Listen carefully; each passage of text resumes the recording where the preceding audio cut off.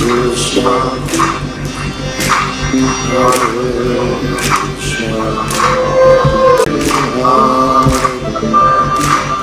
Hare Rama,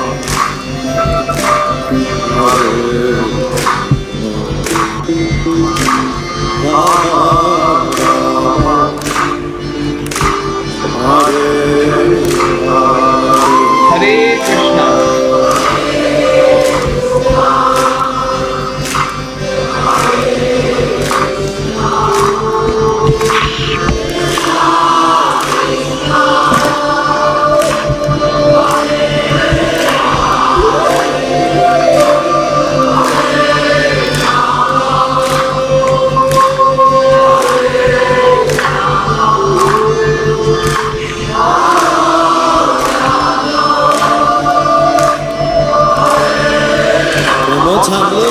हरे Krishna everyone, बहुत बहुत धन्यवाद सभी का ज्वाइन करने के लिए. many many thanks for everyone to join in. We would be starting Krishna Book English class and this would be sorry, I have to share the screen once again. Okay, so first prayer. Okay, you are the supreme controller. We have to start from here. Okay, so first prayer. Those who want to start prayer may unmute themselves. Do I see anyone unmuted? No. I'm starting the prayer then. Om Namo Bhagavate Vasudevaya. Om Namo Bhagavate Vasudevaya. Om Namo Bhagavate Vasudevaya. Om Ajnanatimirandasya Jnananjana Shalakaya Chakshurunmilitam Yena Tasmai Shri Guruve Namaha. Namo Vishnu Padaya Krishna Presthaya Bhutale Srimate Bhakti Vedanta Swami Iti Namine. Namaste Saraswati Deve Gaurvani Pracharine Nirvishesha Shunyavadi Pashyata Deshakarine. Jai Shri Krishna Chaitanya Prabhu Nityananda Shri Advaita Gadadhara Shri Vasadi Gaura Bhakta Vrinda. Hare Krishna Krishna Krishna Hare Hare Hare Rama Rama Rama Hare Hare.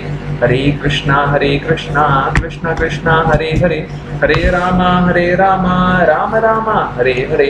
Hare Krishna Krishna Krishna Hare Hare Hare Rama Rama Rama Hare Hare. Hare Krishna everyone. So let's get started with Krishna book and last time we completed till this point, na? You are the supreme controller. We have to start from here. So Shrudadev is glorifying Krishna now. So yeah, just let me share the link and thereafter we will be starting off. Yeah, last time around we shared this one, na? Yes, please write in the chat someone. We have to start from this paragraph, na? You are the supreme controller. Shrudadev would be glorifying Krishna now. In fact, has it started glorifying Krishna? Okay.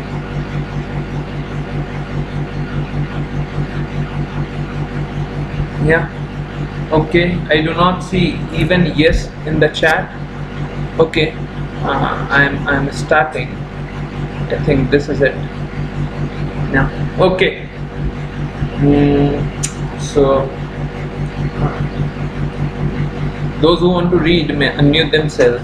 And I would first start. Yeah. Okay. You are the supreme controller and the superintendent of material nature's activity. The atheistic class of men simply observe the activities of the material nature but cannot find you as the original background. A devotee, however, can immediately see your hand in every movement of material nature. The curtain of Yogamaya cannot cover the eyes of the devotee of your lordship, but it can cover the eyes of a non-devotee. The non-devotee is unable to see you face to face, just as a person whose eyes are blocked by the covering of the cloud cannot see the sun. Although persons flying above the cloud can see the sunshine brilliantly as it is. My dear Lord, I offer my respectful obeisances unto you. My dear self-effulgent Lord, I am your eternal servitor. Therefore, kindly order me. What can I do for you? The conditioned soul feels the prank of material contamination as the threefold misery as long as you are not visible to him. As soon as you are visible by developing Krishna consciousness, all miseries of material existence are simultaneously vanquished. Yeah. Actually, there is a very, very important point to note out here. Whenever there is not Krishna consciousness, whoever is not in Krishna consciousness, they actually suffer. They actually go through all the miseries. Material existence is full of miseries. Whenever there is material existence, there would be misery, right? And it could be vanquished, it could be ended only by the mercy of the Lord. The Supreme Personality of the Godhead, Krishna, is naturally very much affectionately inclined to his devotees. When he heard Shrutadeva's prayer of pure devotion, he was very pleased and immediately caught his hand and addressed him thus: "My dear Shrutadeva, all these great sages, Brahmanas and saintly persons have been very kind to you by personally coming here to see you. You should consider this opportunity to be great fortune for you. They are so kind that they are traveling with me, and wherever they go, they immediately make the whole atmosphere as pure as the transcendence simply by the touch of the dust of their feet. People are accustomed to go to the temples of God. They also visit holy places of pilgrimage, and after prolonged association with such activities for many days, by touch and by worship, they gradually become purified. But the influence of the great sages and saintly person is so great that by seeing them, just by seeing them, one immediately becomes completely purified. So saintly persons are such that only by seeing them one can become completely purified. Moreover, the very purifying potency of the pilgrimage or worship of different demigods is so achieved by the grace of the saintly persons. A pilgrimage site becomes a holy place because of the presence of the saintly persons. My dear Shrutadeva, when a person is born up as a Brahmana, he immediately becomes the best of all human beings. And if such a Brahmana remains self-satisfied, practices austerities, studies the Vedas, engages in my devotional service, and is as is the duty of a Brahmana, or in other words, if the Brahmana becomes a Vaishnava, how wonderful is his greatness. My feature of four-handed Narayana is not so pleasing to or dear to me as the Brahmana Vaishnava. Brahmana means one well conversant with the Vedic knowledge. A Brahmana is the insignia of perfect knowledge, and I am the full-fledged manifestation of all gods. Less intelligent men do not understand me, nor do they understand the influence of the Brahmana Vaishnava. They are influenced by the three modes of material nature and thus dare to criticize me and my pure devotees. A Brahmana Vaishnava or a devotee already in the Brahminical platform can realize me within his heart, and therefore he definitely concludes that the whole cosmic manifestation and its different effects, different features of effects, different features are effects of different energies of the Lord. Thus, he can clear conception of the whole material nature and the total material energy. And in every action, such a devotee sees me only, nothing else. So, we saw that Krishna was glorifying this one, king, right?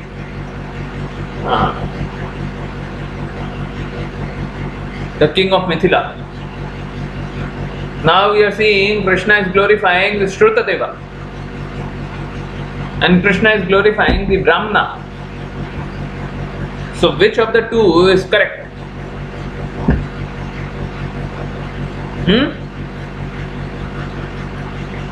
Which of the two is correct? Is Brahmana, or it is as written, Brahmana Vaishnava, the highest? Is king at a lower level? What is the position? What is the real situation? We need to understand. Yeah? Actually, the situation is such that it is not that Brahmana is at a higher level, or this one.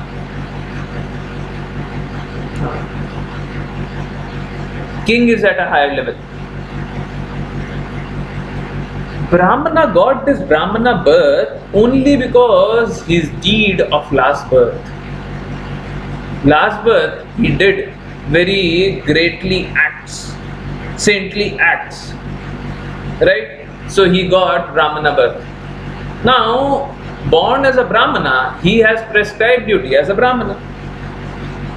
He has to perform his prescribed duty, and while he is performing his prescribed duty, Krishna is glorifying him. Krishna himself mentioned this in Bhagavad Gita that we have to do our prescribed duty. Whatever prescribed duty we have to do our prescribed duty and not prescribed duty of someone else. Yeah. So what is most required is that we do, whoever we are, we do our prescribed duty for the pleasure of Lord. Yeah. My dear Shrutadeva, you may therefore accept all these great saintly persons, Brahmana and the sages, as my bona fide representatives. By worshipping them faithfully, you will be worshipping me more diligently. I consider worship of my devotees to be better than direct worship of me. So Krishna is himself saying what? Please worship my devotees.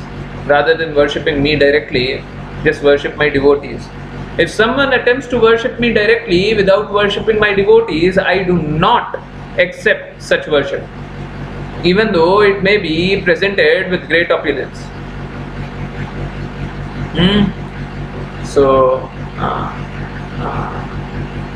Krishna is himself putting devotees at a higher place, because again we have read this, that thoughts of pure devotees dwell in the heart of Krishna. Yeah.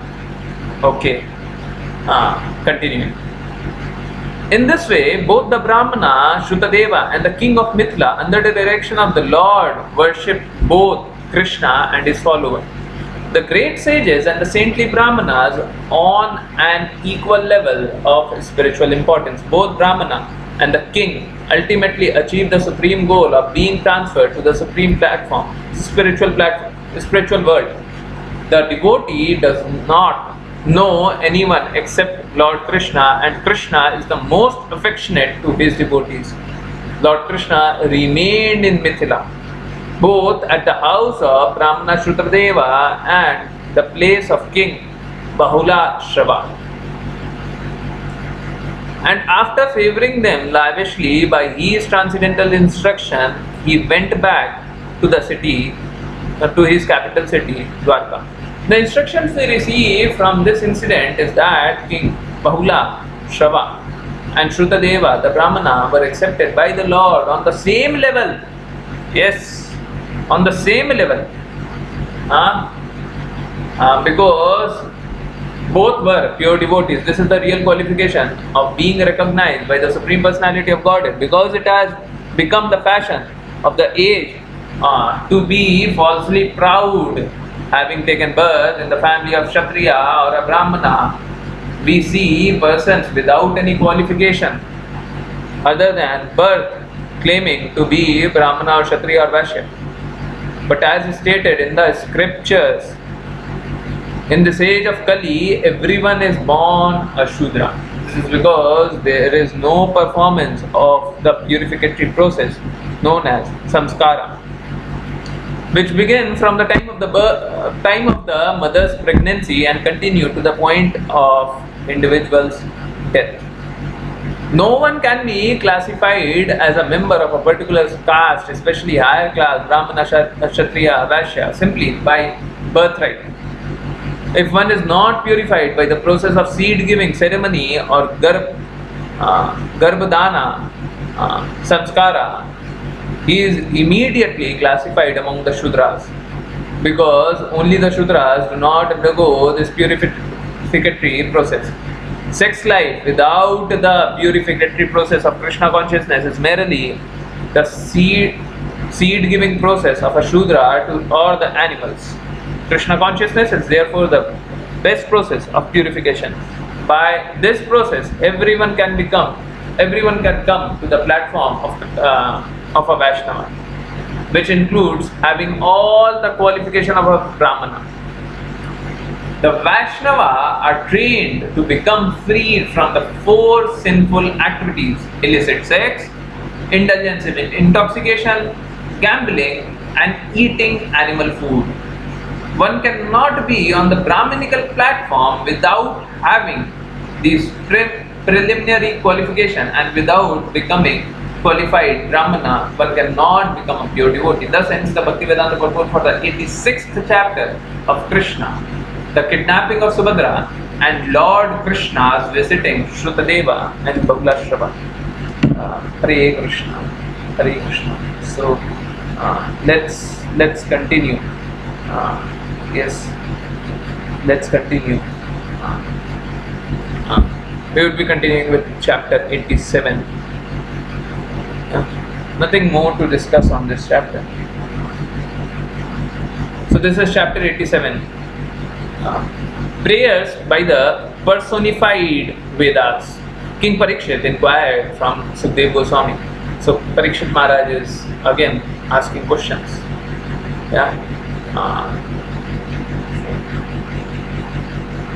The hearer of Bhagavatam should be qualified. The speaker of the Bhagavatam should be qualified as well.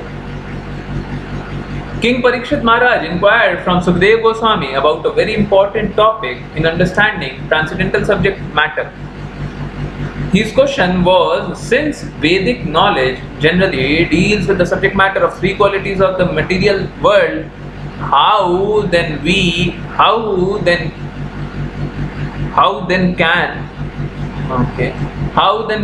it approach the subject matter of transcendence, which is beyond the approach of the three material modes?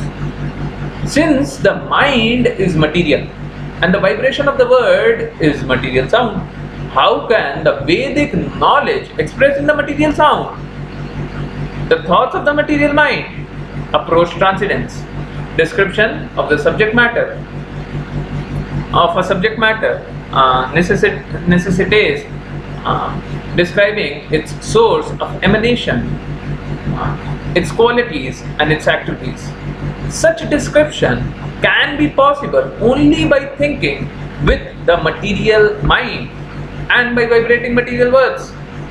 Brahman or the absolute truth has no material qualities, but our power of speaking does not go beyond the material qualities. How then can Brahman, the absolute truth, be described by your words?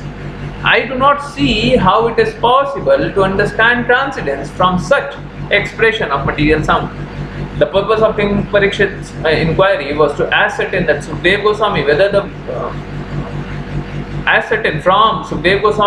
whether the Vedas ultimately describe the absolute truth as impersonal or as personal. Understanding of the absolute truth progresses in three features: impersonal Brahman, Paramatma localized in everyone's heart, and at last the Supreme Personality of Godhead, Krishna. Brahman, Paramatma or Bhagwan. The Vedas deal with three departments of activities: One is called Karma Kanda, or the activities under the Vedic injunction which gradually purify or to understand his real situation. The next is called Jnana Kanda. First is Karma Kanda, second is Jnana Kanda. Jnana Kanda, the process of understanding the absolute truth by speculative methods. Yeah. First was Vedic injunction, Karma Kanda. Second was speculative method. Yeah, this is Jnana Kanda. And the third is Upasana Kanda, or worship of the Supreme Personality of Godhead, and sometimes the demigod also. The worship of demigods recommended in Vedas is ordered with the understanding of the demigod's relationship to the Supreme Personality of Godhead. The Supreme Personality of Godhead has many parts and parcels. Some are called Swayamsas. His personal expansion, and some are called Vibhinnams. Acha. Swams. So this is Swams and this is Vibhinnams. Vibhinnams. Again, the Supreme Personality of Godhead has many parts and parcels. Some are called Swams, or his personal expansion, and some are called Vibhinnans, the living entity. Yeah. All such expansions beyond Swams and Vibhinnams are emanation from the original personality of Godhead. Swams expansion are called Vishnu Tattva, whereas Vibhinnams expansion are called Jiva Tattva. The different demigods are Jiva Tattva. The conditioned souls are generally put into activities of material world for sense gratification. Therefore, as stated in Bhagavad Gita, to regulate those who are very much addicted to different kinds of sense gratification, the worship of demigods is sometimes recommended. For example, for persons very much addicted to meat eating, the Vedic injunction recommends that after worship, the form of goddess Kali and sacrificing a goat, not any other animal. Under Karma Kanda regulation, the worshippers may be allowed to eat meat. The idea is not to encourage one to eat meat, but to allow one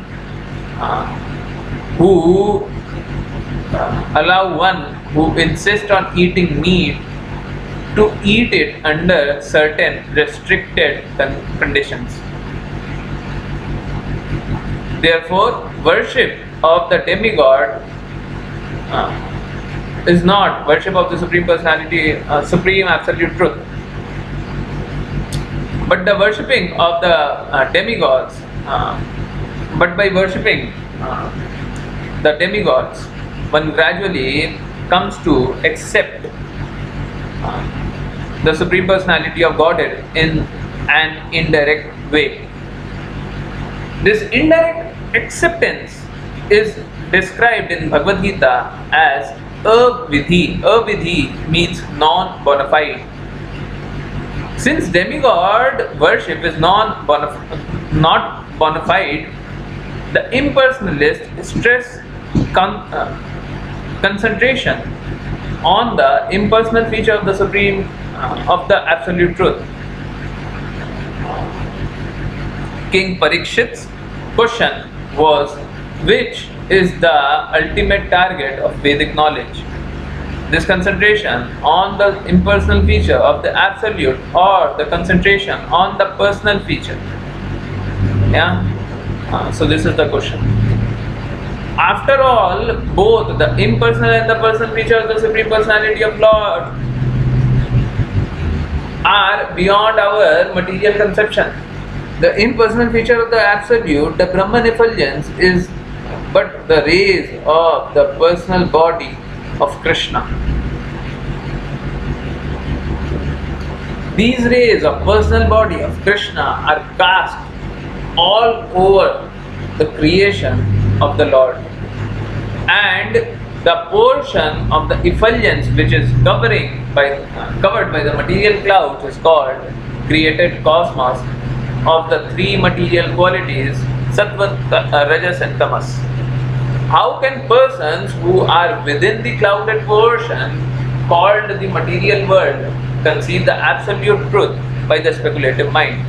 In answering King Parikshit's questions, Dev Goswami replied that the Supreme Personality of Godhead has created the mind, senses, and living force of each of living entity for the purpose of sense gratification and transmigration from one kind of body to another, as well as for the purpose of allowing liberation from the material condition.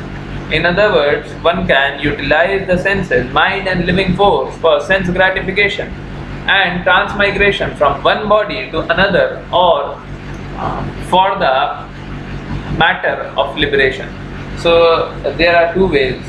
One, you would always be transferred from one body to another, another body to another, another body to another, right?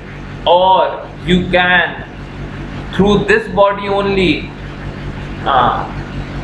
you can try to achieve liberation.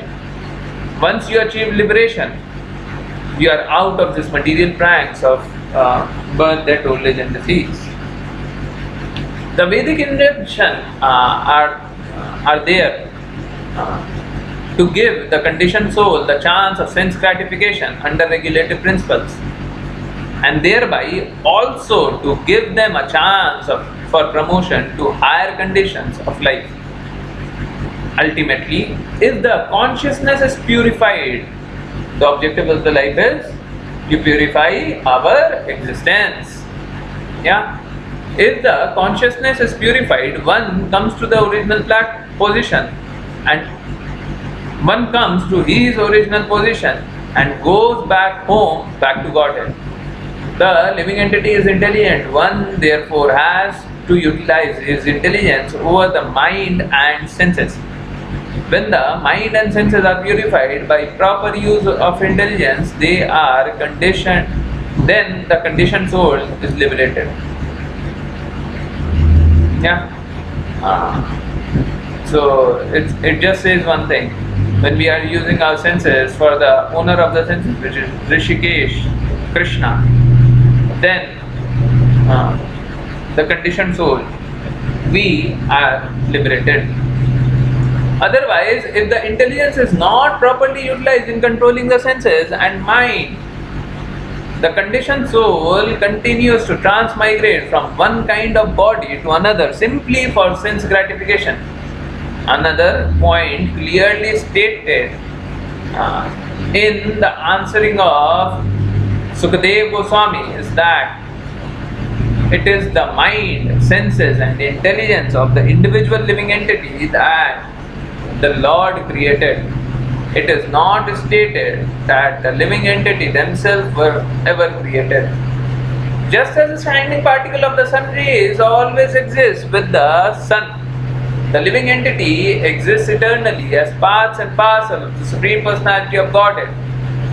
But just as the sun rays are sometimes covered by a cloud, which is created by the sun, so the conditioned soul, although eternally existing as parts of the Supreme Lord, are sometimes put within the cloud of the material concept of life in the darkness of ignorance. The whole Vedic process is to alleviate that darkened condition. Ultimately, when the senses and mind of the conditioned being are fully purified, he comes to his original position called Krishna consciousness, and that is liberation. In the Vedanta Sutra, the first sutra or the code questions about the absolute truth, Arthato Brahma Jigyasa. which is what is the nature of absolute truth. Next sutra answers the nature of the supreme truth is that he is the origin of everything. Krishna is the origin of everything. Whatever we experience, even in this material condition of life, is but an emanation from him. The absolute truth created the mind, senses, and intelligence. This means that that the absolute truth is not without mind, intelligence, and senses. In other words, he is not impersonal. The very word created means that he has transcendental intelligence. Yes, he has transcendental intelligence. For example, when the father begets a child, the child has senses because the father also has senses. The child is born with hands and legs because the father also has hands and legs. Sometimes it is said that the man is made after the image of God. The absolute truth is therefore the supreme personality with transcendental mind, senses, and intelligence. When one's mind, intelligence, and senses are purified of material contamination, one can understand the original feature of the absolute truth as a person. The Vedic process is to promote the conditioned soul gradually from the mode of ignorance to passion, and from the mode of passion to mode of goodness. Actually, the objective of a devotee is not only to make others as devotee. The objective of a devotee is one more. The objective of devotee is to be compassionate with everyone. Everyone, without exception. A devotee must be compassionate. Yeah. So only by being compassionate he could propagate happiness. Yeah. Okay. The Vedic process is to promote the conditioned soul gradually from the mode of ignorance to the mode of passion, and from the mode of passion to the mode of goodness. In the mode of goodness, there is sufficient light for understanding things as they are. For example, from earth, a tree grows, and from the wood of the tree, fire is ignited, and that igniting process, we first of all find a smoke.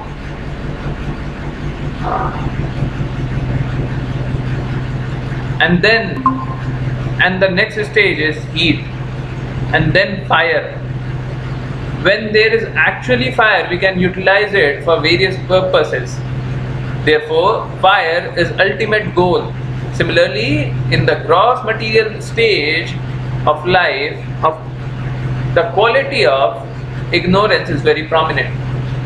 Yeah. Dissipation of ignorance take place in the gradual process of civilization from the barbarian stage to the civilized life. And when one comes to the stage of a civilized life, he is said to be the mode of passion. In the mode of passion. In the barbarian stage or the mode of ignorance, the senses are gratified in a very crude way. Hare Krishna. Words are written.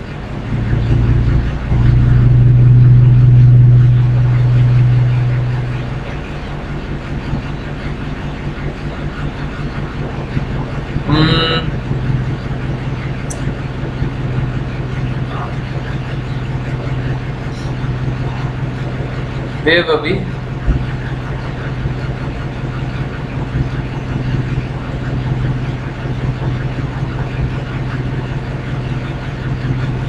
Very crude way, yeah.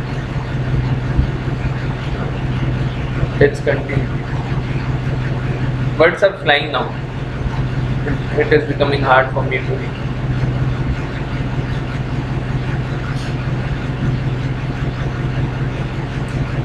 Let's continue.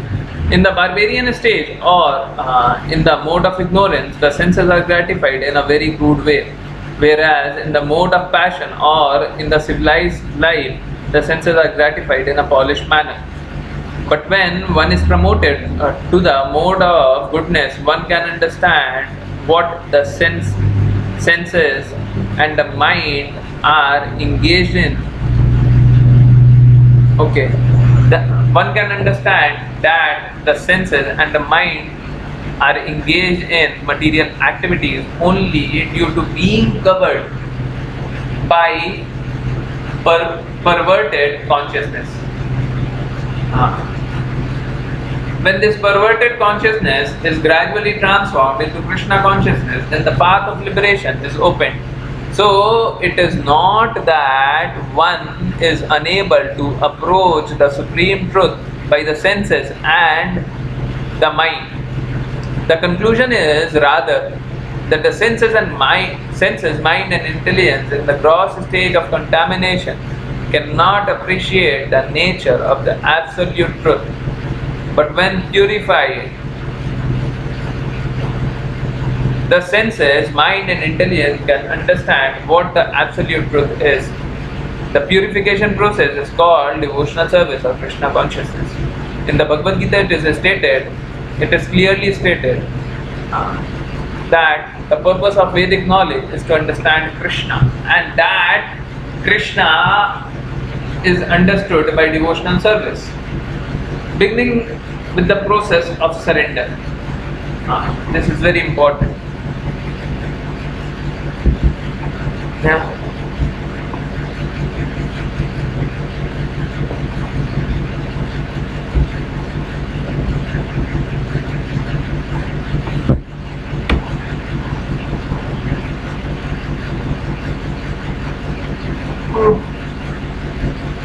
As stated in Bhagavad Gita, one has to think of Krishna always. Please focus. This is very, very important line. This is one of the most important line. Now, if you want, we can use this in RU. Both these are very, very important. Very, very important. This is one of the most important paragraphs. In the Bhagavad Gita, it is clearly stated that the purpose of Vedic knowledge is to understand Krishna, and that Krishna is understood by devotional service, beginning with the process of surrender. So, unless we surrender, there is no love. Unless there is no love, we could not understand Krishna. Again, it is written, as stated in Bhagavad Gita, one has to think of Krishna always. One has to render devotional service of Krishna always. One always has to worship and bow down before Krishna. By this process, one can, but by this process only can one enter into the kingdom of God without any doubt. By this process only. So we need to focus upon two words.